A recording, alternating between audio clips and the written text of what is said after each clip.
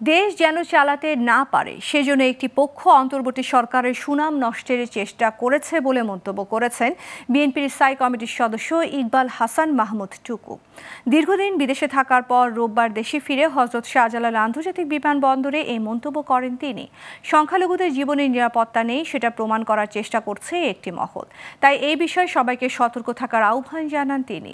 অন্তর্বর্তী সরকারের প্রতি সমর্থন রয়েছে জানিয়ে টুকু বলেন, রাষ্ট্র সংস্কারের জন্য ৩১ দফা দিয়েছে বিএনপি, পাশাপাশি যৌক্তিক সময়ের মধ্যে নির্বাচন চায়। গত বছরের মে মাসে তিনি চিকিৎসার জন্য সিঙ্গাপুর যান, সেখান থেকে লন্ডন হয়ে দেশে ফিরেছেন।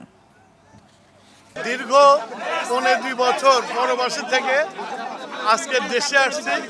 আমার অনুভূতিটা হচ্ছিল যে ৭১-এ আমি যখন ২২-২৩ বছরের যুবক ছিলাম, ১৬ই ডিসেম্বরে এসে যে অনুভূতিটা হয়েছিল আজকে আমার সেই অনুভূতিটা হয়েছে।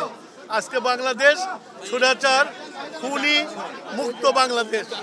আজকে মুক্ত বাংলাদেশে মুক্ত হওয়া নিতে পারবে।